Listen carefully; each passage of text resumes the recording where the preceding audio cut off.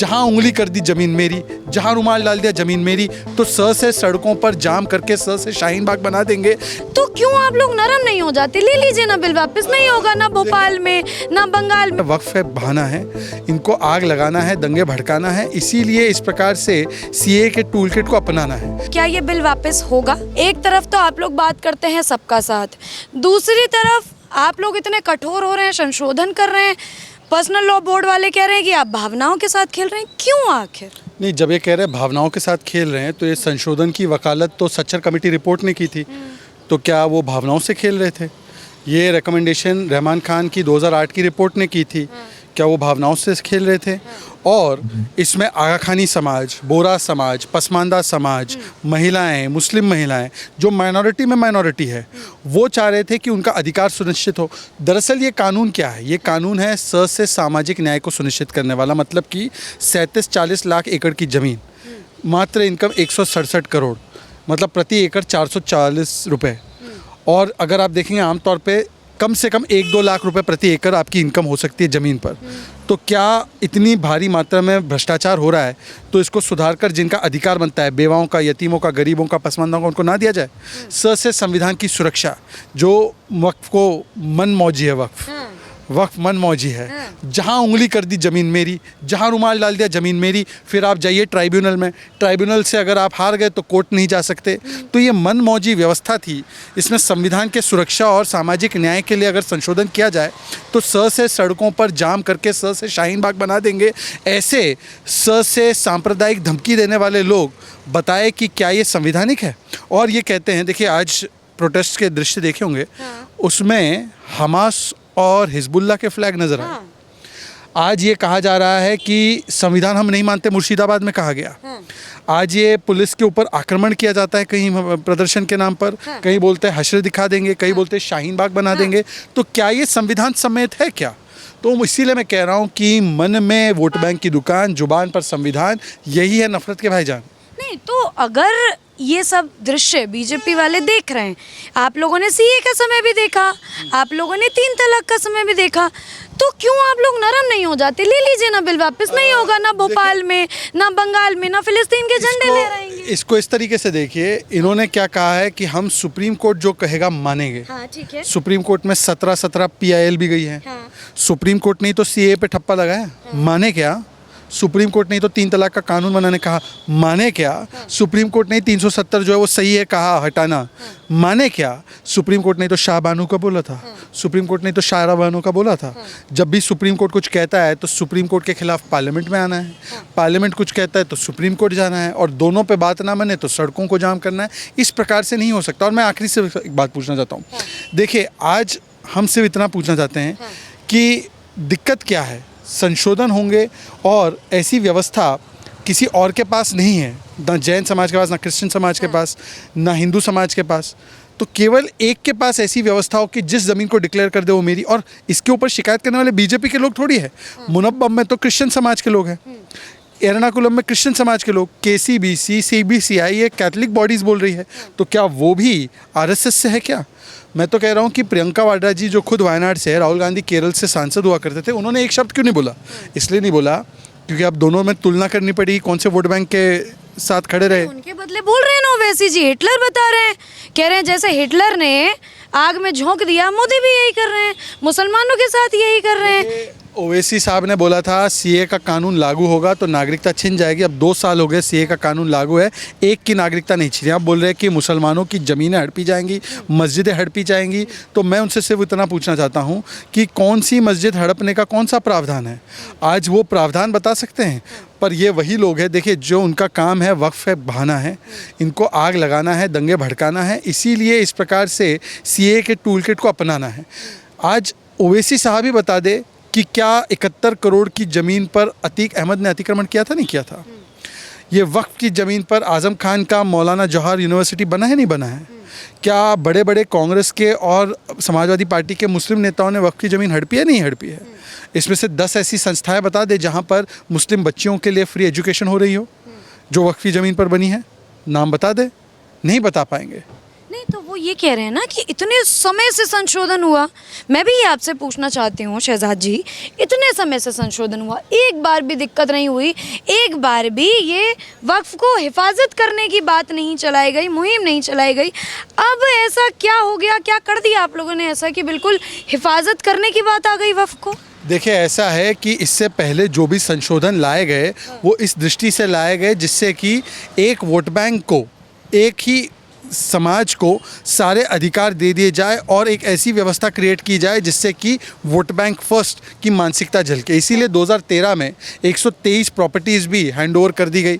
2013 में बिना कोई प्रमाण के आप कोई भी ज़मीन अपनी क्लेम कर सकते हो और उसमें ट्राइब्यूनल के अलावा कहीं और जाने का अधिकार नहीं। फिर ये प्रावधान बनाना कि हाँ वक्फ बाय यूज़र भी हो सकता है, मतलब कि नॉन मुस्लिम भी वक्फ कर सकता है। अब बताइए नॉन मुस्लिम वक्फ करेगा? नॉन मुस्लिम क्या हज के लिए जा सकता है? नहीं जा सकता। तो नॉन मुस्लिम की इबादत कबूल नहीं, पर नॉन मुस्लिम की जायदाद कबूल है। नॉन मुस्लिम की दुआ कबूल नहीं, नॉन मुस्लिम का दान कबूल है। और नॉन मुस्लिम का दान कबूल है पर नॉन मुस्लिम बोर्ड में कबूल नहीं।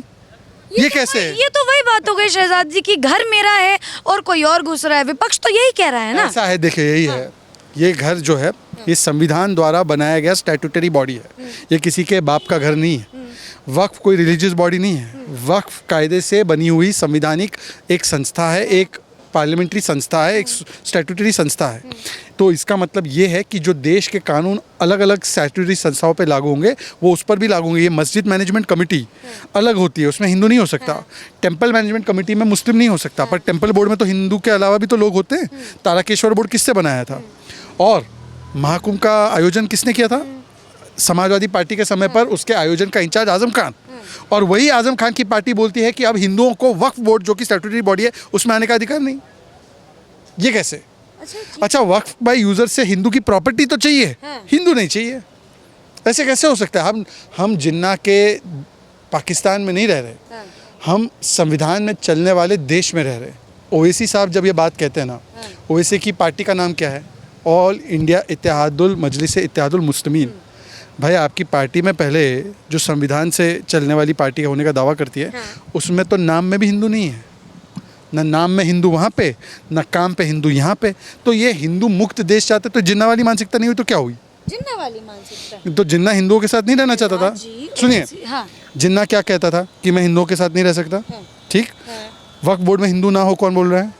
ओवैसी। मेरी पार्टी के नाम में हिंदू ना हो कौन बोल रहा है? ओवैसी। तो कौन है जिन्ना का असली वंशज? अगर संविधान ऊपर होता, शरिया ऊपर नहीं होता, तो ऑल इंडिया भारतीय इत्तेहादुल मजलिस होती या कुछ ऐसी पार्टी होती। मजलिस इत्तेहादुल मुस्लिमीन है, मजलिस इत्तेहादुल भारतीय नहीं है। तो उनका नाम वो लगा रहे हैं लेकिन दिल से तो भारतीय हैं। देखिए ऐसा है कि किसके मन में वफादार है, किसके मन में रजाकार है, इसका मैं कोई दावेदार नहीं हूँ। परंतु मैं सिर्फ इतना पूछना चाहता हूँ कि यदि उनके मन में, दिल में भारत बसता है तो एक बार भारत माता की जय बोल दे, एक बार वंदे मातरम बोल दे। चलिए ये तो मैं वो लोग सुन ही लेंगे। लेकिन एक बार कहा था कि मेरी गर्दन पे चाकू रख दीजिएगा। किसने कहा था? ओवैसी ने, कि मेरी गर्दन पे चाकू रख दीजिएगा तब भी मैं भारत माता की जय नहीं बोलूँगा। अभी आपने बोला कि उनके दिल में भारत बसता है, अगर भारत बसता है तो भारत माता की जय, फिलिस्तीन जय बोलते हैं, जय फिलिस्तीन बोला है ना, भारत माता की जय बता दो कब बोला है। मैं आशा करती हूँ कि वो देखें और वो आप तक भारत माता की जय अवश्य बोले। लेकिन मैं अगर इस वक्फ को हिफाजत देने वाली बात पर वापस आऊँ, देखिए शाहीन बाग आपने कहा कि कोर्ट की नहीं सुनी, सड़कों पर आ गए। शहजाद जी अगर 15 तारीख को फैसला आता है और फैसला इन लोगों के हक में नहीं आया तो जो आगजनी होगी, जैसे बंगाल में हो रही है, जैसे भोपाल में हो रही है, जैसे जो जिनकी गलती भी नहीं है वो लोग पिस रहे हैं, तो इन लोगों की भरपाई कौन करेगा?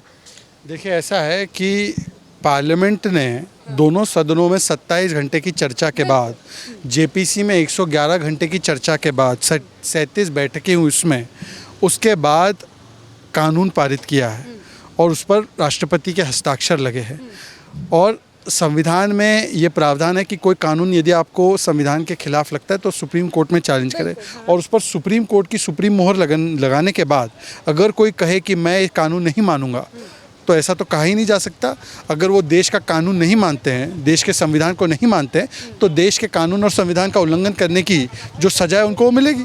अच्छा ये बताइए शहजाद जी, जो आजकल विपक्ष कह रहा है चूँकि बिहार में चुनाव आने वाले हैं, वहाँ भी 17% मुसलमान हैं, तो ये वक्फ बोर्ड संशोधन लाना या इन लोगों के अभी हितैषी बनना, जैसा बीजेपी कह रही है कि हम पासमानदा को भी देना चाहते हैं, गरीब मुसलमानों का भी सोचना चाहते हैं, तो क्या ये वोट बैंक के लिए हो रहा है क्या? जो बिहार दोनों चीज़ें कैसे खाई जा सकती है? एक तो कहा जा रहा है कि बिहार में क्योंकि मुस्लिम आबादी है और मुस्लिमों का वोट लेना है इसलिए वक्फ संशोधन लाया है, इसका मतलब मुसलमानों के हक में है, अधिकार के लिए है, मुसलमानों के खिलाफ नहीं है। और फिर दूसरे श्वास में बोलते हैं मुस्लिम विरोधी भी है। तो बिहार में मुसलमानों का वोट लेने के लिए किया जा रहा है या देश भर में मुसलमानों के खिलाफ माहौल बनाने के लिए किया जा रहा है? क्या इसके पीछे का कारण है? मतलब संशोधन हुआ, इसके पीछे का कारण केवल इतना ही है कि हमारे देश में संविधान की सुरक्षा और सामाजिक न्याय, ये अगर एक कोई सिनोनिम है, अगर एक कोई पर्यायवाच्य है, वो है प्रधानमंत्री नरेंद्र मोदी। उन्होंने सामाजिक न्याय के लिए काम किया, इसलिए 80 करोड़ लोगों को राशन मिला। तो अब्दुल को भी मिला, अजय को भी मिला, टॉयलेट 12 करोड़ बने, शिल्पा को भी मिले, सुल्ताना को भी मिले, नल से जल की 13 करोड़ घरों में व्यवस्था हुई। तो मोहम्मद और मोहित दोनों के घर में लगे। 150 करोड़ से ज़्यादा मैं ऐसी लाभार्थी स्कीमें गिना सकता हूँ। मुद्रा लोन योजना 50 करोड़ से ज़्यादा दी हमने, आयुष्मान भारत के 50 करोड़ कार्ड दे दिया हमने, 50 करोड़ लोगों के बैंक अकाउंट बना दिए। एक जगह मुझे बताओ जहाँ पर संस्थागत रूप से किसी के साथ भेदभाव हुआ। उल्टा हम तो वो लोग हैं जिन्होंने आसिफ इब्राहिम को आईबी डायरेक्टर बनाए रखा। हम वो लोग हैं जिसने सैयद अकबरुद्दीन को विदेश में हम लोगों ने भेजा कि यूनाइटेड नेशंस में एम्बेसडर बने हमारे भारत का। हम वो लोग हैं जिन्होंने रस खान से लेकर एपीजे अब्दुल कलाम को और उस्ताद बिस्मिल्लाह खान को हम लोगों ने हमेशा सराहने का काम किया। वीर अब्दुल हामिद के नाम पे आइलैंड का नाम रखा। और इन्होंने क्या किया? केवल औरंगज़ेब की महिमा मंडन की, इन्होंने केवल बाबर की महिमा मंडन की। इन्होंने औरंगज़ेब और बाबर को याद किया, रस खान को, एपीजे अब्दुल कलाम को कभी याद किए?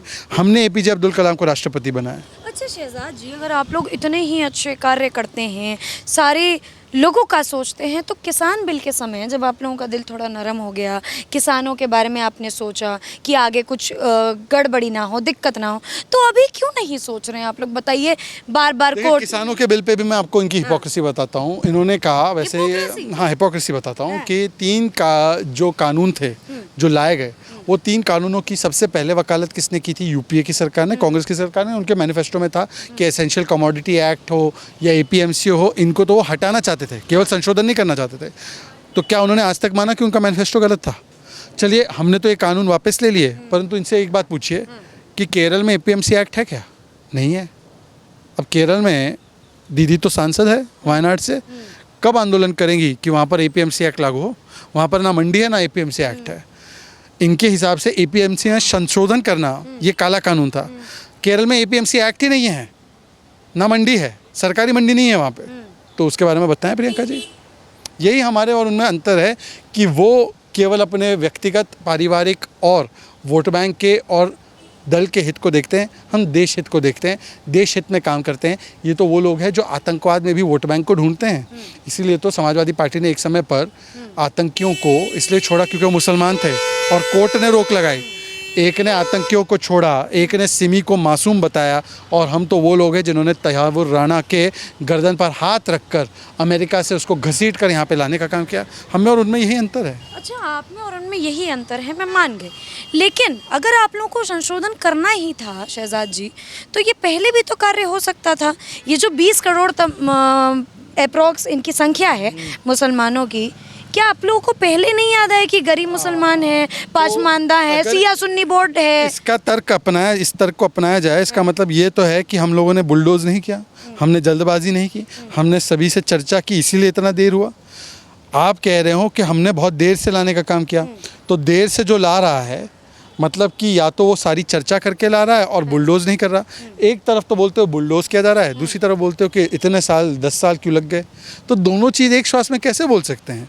ये तो कांग्रेस की ही महिमा है कि वो ये भी कह सकती है कि जल्दबाजी कर रहे हो और ये भी कह सकती है कि बहुत देर से ला रहे हो। कांग्रेस की महिमा रही तभी तो वक्फ बचाने की जरूरत नहीं पड़ी।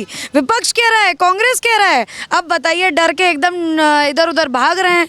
अच्छा शहजाद जी, एक चीज़ और मैं पूछना चाहती हूँ, जैसी स्थिति पनप रही है, अगर स्थिति भयावह हो जाती है तो क्या आप लोग करेंगे? देखिए, मुझे लगता है कि संविधान के दायरे में कानून व्यवस्था हर एक राज्य का विषय होता है। तो एक तरफ तो वहाँ हम देखते हैं उत्तर प्रदेश में कि अगर कोई कानून तोड़ता है, कोई अगर संविधान के तहत पारित संसद के कानून के खिलाफ आगजनी या दंगा करता है, तो ऐसे लोगों पर उपयुक्त कार्रवाई भी होती है और उनकी प्रॉपर्टी से ही इस नुकसान की भरपाई की जाती है। और दूसरी तरफ हमने ये भी देखा है कि बंगाल में दंगाइयों को केवल धर्म के नाम पर आड़ भी दी जाती है। कहा जाता है कि मैं आपको प्रोटेक्ट करूंगी और मैं आपका संरक्षण कवच बनूंगी।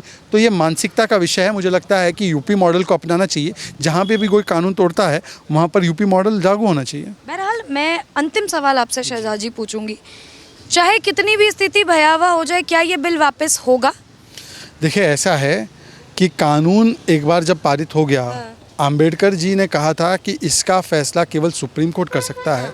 और यदि सुप्रीम कोर्ट ने तय कर दिया कि ये कानून संविधान के तहत सही कानून है, तो मुझे लगता है कि संविधान के खिलाफ जाने की इसमें ना किसी की मजाल हो सकती है, ना ब्रह्मांड में कोई ताकत है जो हमारे संविधान की अवहेलना करे। ठीक, बहुत बहुत धन्यवाद। तो देखिए, मेरे साथ जो है शहजाद जी थे और मैंने इनसे जो जो सवाल मुझे लगे कि विपक्ष दाग रहा है वो पूछना चाहिए, मैंने इनसे पूछा और इन्होंने बड़े मुस्कुराते हुए सारे सवालों के जवाब दिए। आपको जो भी लगता है नीचे कमेंट सेक्शन में फेंक मारिए। बहुत बहुत धन्यवाद। जय हिंद, जय भारत।